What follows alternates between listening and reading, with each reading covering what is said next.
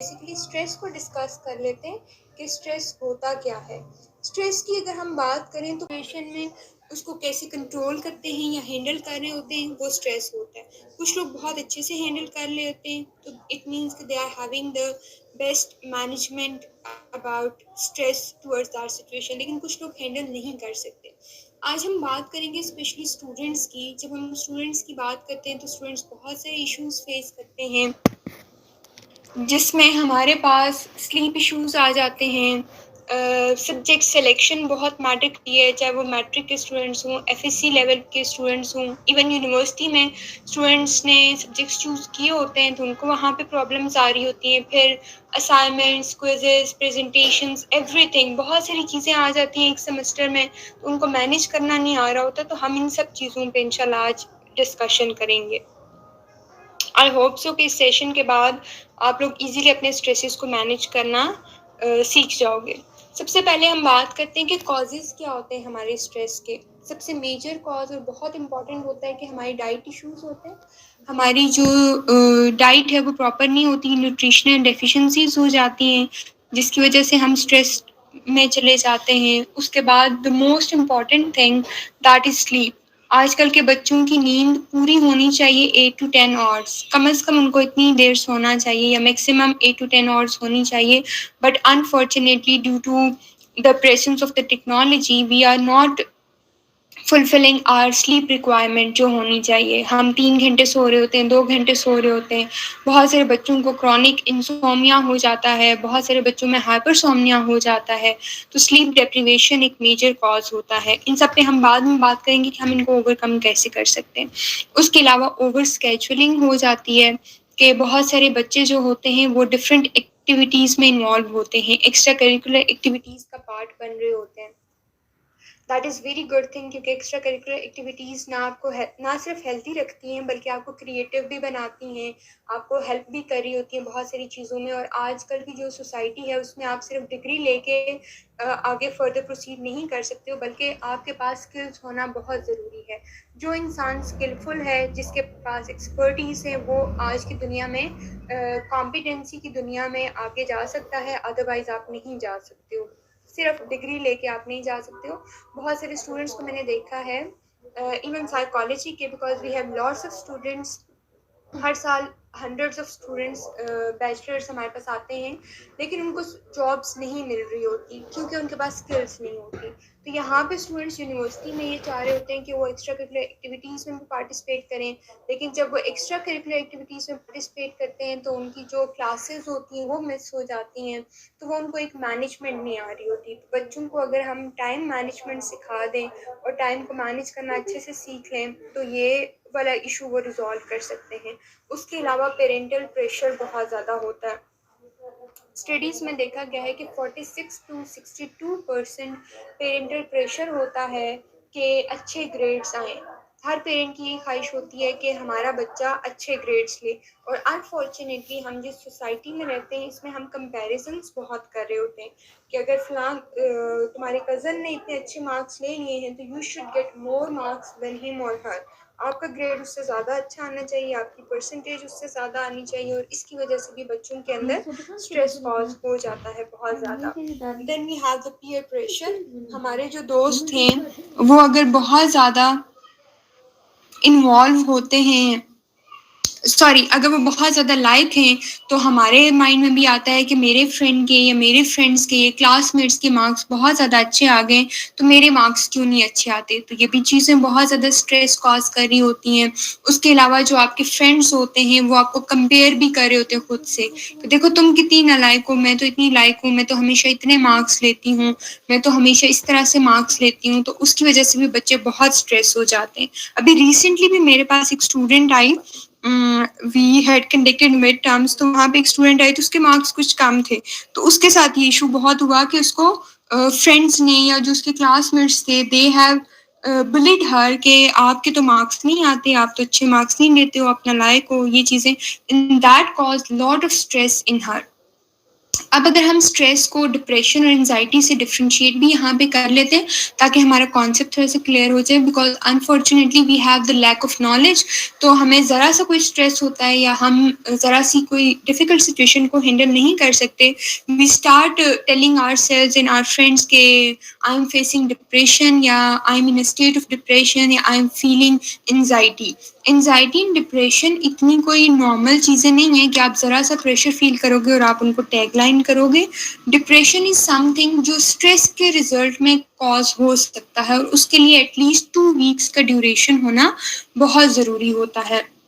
और उसमें आपके इंसोमिया हो सकता है, हाइपरसोमिया हो सकता है, वेट लॉस हो सकता है, वेट गेन, ये सिम्टम्स होते हैं, irritability, restlessness, suicidal ideation, in most important sadness. Sadness के साथ साथ उन एक्टिविटीज़ में जिनमें आप पहले बहुत अच्छे से या बहुत एक्टिवली पार्टिसिपेट करते हो, अब आपका प्लेयर उसमें ख़त्म हो जाता है, अब आपको वो काम करने का दिल नहीं करता। तो that are the symptoms of depression.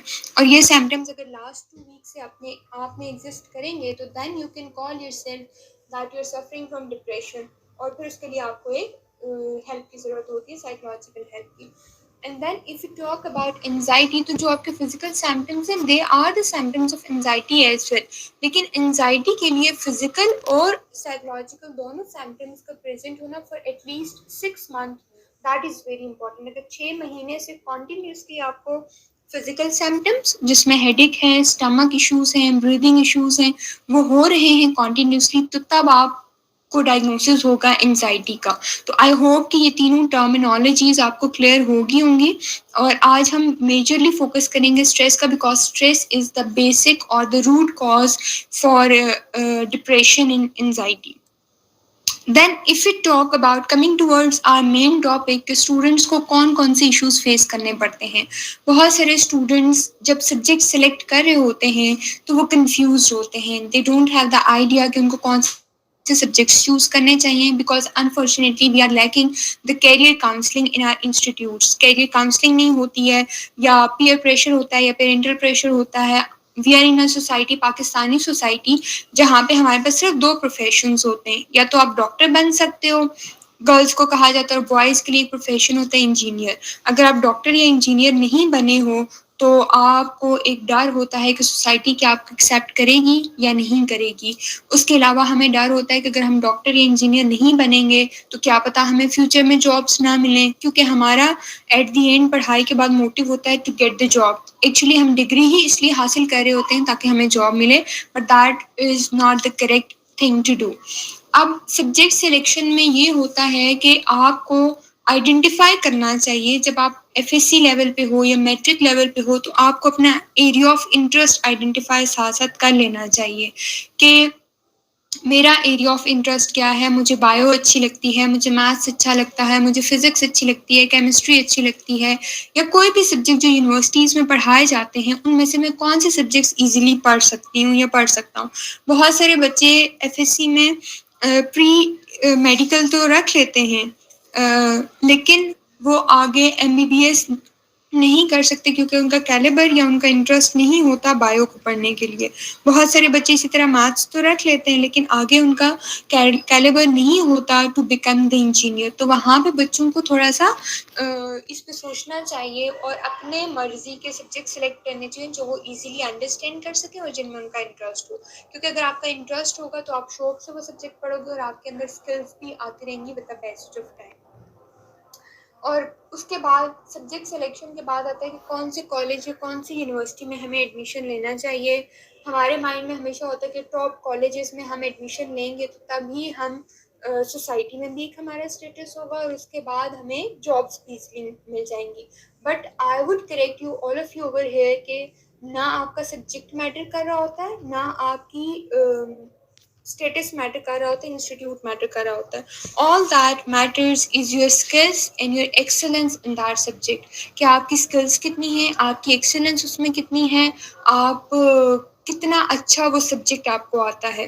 तो आप फिर किसी भी इंस्टीट्यूट से होगे, जब आगे फर्दर आपने जॉब करनी है या anything you want to do in your future, तो वो आपके लिए बहुत ज़्यादा मैटर करेगा। क्योंकि एट द एंड आपकी डिग्री को सिर्फ ये देखा जाता है कि आपने डिग्री हासिल की हुई है या नहीं की हुई। बाज़ औक़ात इंस्टीट्यूट भी लोग नहीं देखते, only your confidence level, your skills matter a lot.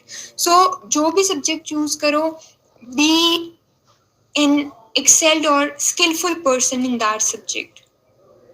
उसके बाद सब्जेक्ट सिलेक्शन के बाद क्या होता है, कुछ बच्चों में होता है कि वो सब्जेक्ट सेलेक्ट कर लेते हैं पेरेंट्स की मर्जी से, या कुछ खुद सेलेक्ट कर लेते हैं, लेकिन फिर सब्जेक्ट पढ़ते पढ़ते उन्हें लगता है कि उन्होंने एक गलत फील्ड चूज कर या एक गलत सब्जेक्ट चूज कर लिया है। तो उसमें फिर क्या होता है कि वो पढ़ाई पे ध्यान देना छोड़ देते हैं, उनका इंटरेस्ट लैक होना शुरू हो जाता है। फर्स्ट ऑफ ऑल, अगर आपने एक सब्जेक्ट चूज कर लिया है तो try to keep your interest in that, उसमें अपना इंटरेस्ट डेवलप करने की कोशिश करें। क्योंकि कोई भी सब्जेक्ट गलत नहीं होता, कोई भी चॉइस गलत नहीं होती है। इट्स अस, वो उस सब्जेक्ट को बेहतर बना सकते हैं, उस चॉइस को बेटर या बेस्ट बना सकते हैं। ठीक है, कोई भी डिसीजन गलत नहीं होता। Always take the decision and make it right, make it the correct decision. तो जो सब्जेक्ट आपने चूज किया है उसको खुद से पढ़ने की कोशिश करें। हमारे यहाँ स्टूडेंट्स क्या करते हैं, उनको होता है कि यूनिवर्सिटी से टीचर आपको नोट्स दे दे, आपको बुक्स रिकमेंड कर दे, बुक से भी ज़्यादा उनको होता है कि बस नोट्स मिल जाए, उनमें से याद करके हम पेपर दे दो, मार्क्स आ जाए या जीपीएस आ जाए। That's not the right thing to do. आपको क्या करना चाहिए कि जो सब्जेक्ट आपको मिला है, आपको खुद टाइम निकाल के उसके ऊपर स्टडी करनी चाहिए। Because now we have lots of knowledge. आपके पास गूगल है, आपके पास एक ही सब्जेक्ट से रिलेटेड हंड्रेड्स ऑफ बुक्स भी आपको मिल सकती हैं। एक टॉपिक से रिलेटेड आपको एक पूरी बुक मिल सकती है। तो आप उसको पढ़ने की कोशिश करो, उस सब्जेक्ट को गो थ्रू करो कि उस सब्जेक्ट में क्या क्या चीज़ें हैं, और उस सब्जेक्ट के अंदर फर्दर आपकी चॉइस में क्या चीज़ आ सकती है, कौन सी चीज़ आप बेहतरी कर सकते हो। यहाँ पे मैं आपको अपनी एग्जांपल दूँ तो I have chosen psychology. It wasn't my choice, it was my families choice. मुझे कुछ भी नहीं पता था। फर्स्ट सेमेस्टर में मुझे भी लगता था मैंने कोई गलत सब्जेक्ट चूज़ कर लिया। But with the passage of time जब इसको पढ़ना शुरू किया या प्रैक्टिकली काम करना शुरू किया, तो I was of the opinion that this is the best subject I can ever have. इससे बेहतरीन फ़ील्ड या इससे बेहतरीन सब्जेक्ट मुझे नहीं मिल सकता था। तो जैसे-जैसे आपके पास सब्जेक्ट से रिलेटेड नॉलेज आता है, उस सब्जेक्ट से रिलेटेड देखो लोग क्या-क्या काम कर रहे हैं और कौन-सी चीज़ें लैक हैं और आप उसमें एडप्ट कर सकते हो। Because we all are intelligent by birth, only we have to do is कि अपनी इंटेलिजेंस को यूज़ करना होता है at the right place at the right time. उसको जब आप यूज़ करोगे तो आपको वो फ़ील्ड दुनिया की बेहतरीन फ़ील्ड लगना शुरू हो जाएगी। उस फ़ील्ड का स्कोप भी आपको नज़र आना शुरू हो जाएगा, और स्कोप भी आप खुद बनाते हो किसी भी फ़ील्ड का, ऑलरेडी प्रेज़ेंट नहीं होता उस तरीके से। नई-नई चीज़ें एडप्ट करके, नई रिसर्चेज़ करके, नई रिसर्चेज़ को पढ़ के, तो आप उस सब्जेक्ट को बेहतर फ़ील्ड या उस फ़ील्ड को अपने लिए बहुत बेस्ट फ़ील्ड बना सकते हो। देन वी हैव कि हमारे यहाँ ये भी एक मिथ है कि अगर हमने मेडिकल नहीं चूज़ किया, एमबीबीएस की डिग्री में नहीं गए या इंजीनियरिंग में नहीं गए, तो हमारे फ्रेंड्स हमारे बारे में क्या सोच रहे होंगे। वो फ्रेंड्स जो हमसे थोड़े हाई लेवल पे होते हैं या हमारे से अच्छी डिग्री उनके पास आ गई है या उसमें वो पढ़ रहे हैं, तो वो हमारे बारे में क्या सोचेंगे। Remember one thing, what you think about yourself that matters a lot. लोग आपके बारे में क्या सोचते हैं, वो आपके उससे आपका कोई लेना देना नहीं होना चाहिए। Because people always say something about you, they always try to let you down.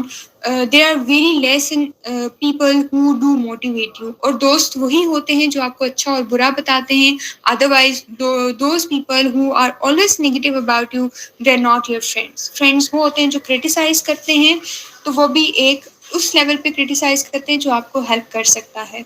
तो वहाँ पे आपको अपने दोस्तों को, अच्छे दोस्तों को चूज़ करने की बहुत ज़रूरत है जो आपको ट्रैक भी दिखा सकें।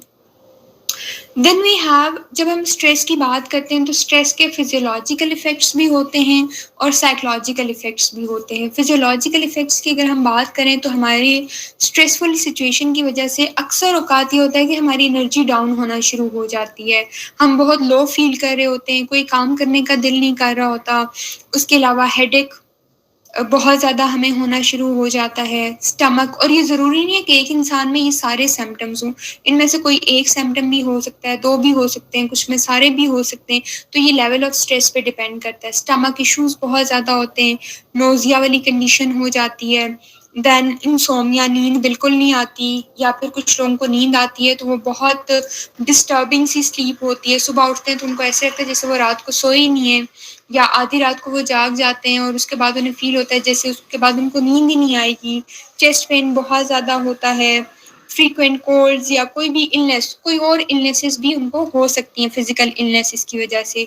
शेकिंग होती है, स्वेटिंग हैंड्स होते हैं, ब्रीथिंग इश्यूज़ आ जाते हैं, और फिज़ियोलॉजिकल इफ़ेक्ट्स के साथ-साथ साइकोलॉजिकल इफ़ेक्ट्स भी होते हैं। जब हम बहुत ज़्यादा अंडर प्रेशर होते हैं या स्ट्रेस को ओवरकम नहीं कर सकते या बहुत सारे स्ट्रेसेस जमा हो जाते हैं, तो उसकी वजह से साइकोलॉजिकल में हमारे पास डिप्रेशन आ जाता है, एंग्ज़ायटी है, कुछ लोगों को ओसीडी हो जाता है, ऑब्सेसिव कंपल्सिव डिसऑर्डर, कुछ लोगों को आपके पास सोशल एंग्ज़ायटी हो जाती है। उसके अलावा पीटीएसडी में भी कुछ लोग चले जाते हैं, बहुत ज़्यादा ट्रॉमाज़ या स्ट्रेसर्स उनकी लाइफ़ में हों, उसकी वजह से हो जाता है। So different kind of psychological disorders होने के भी चांसेस स्ट्रेस के रिजल्ट में हो सकते हैं। अब हमने स्ट्रेस को तो पढ़ लिया। अब इतने सारे स्ट्रेसेस हमारी लाइफ में डेली होते हैं, कोई ना कोई एग्ज़ाम स्ट्रेस होता है, पीयर प्रेशर, पेरेंटल प्रेशर होता है। तो इन सारे स्ट्रेसेस को मैनेज करने के क्या-क्या तरीके हैं? अगेन हम इन स्ट्रेसेस को मैनेज करने का हर एक का तरीका डिफरेंट होगा, सब पे ये सारे तरीके इम्प्लीमेंट नहीं हो सकते हैं। कोई एक्सरसाइज़ करके रिलैक्स फ़ील कर रहा होता है, कोई होता है उस सो के नींद पूरी करके प्रॉपरली उसके बाद रिलैक्स फ़ील कर रहा होता है।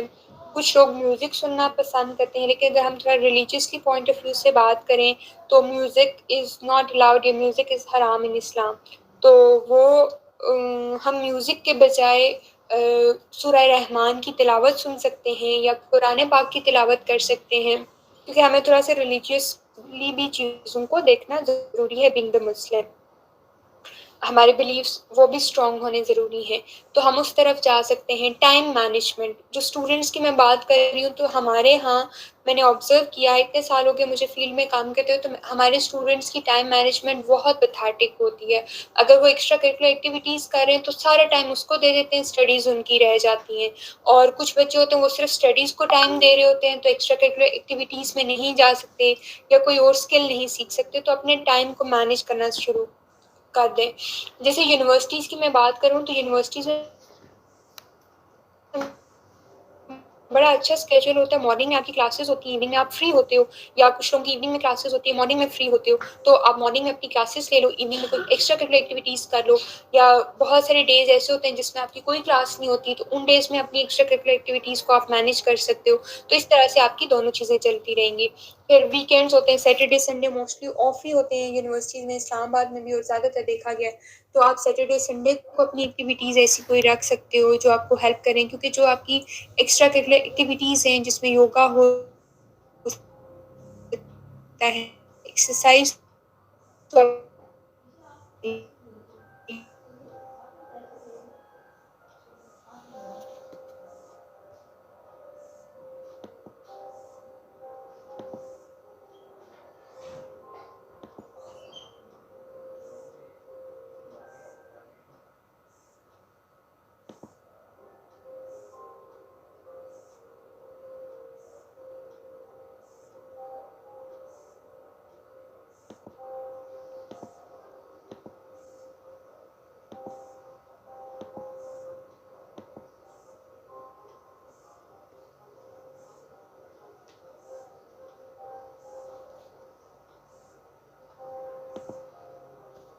की एक्सरसाइज करोगे तो एक्सरसाइज होगी, no, that's not the case. फिर हमारे एक्सक्यूजेस होते हैं कि हम जिम नहीं जा सकते, टाइम नहीं होता।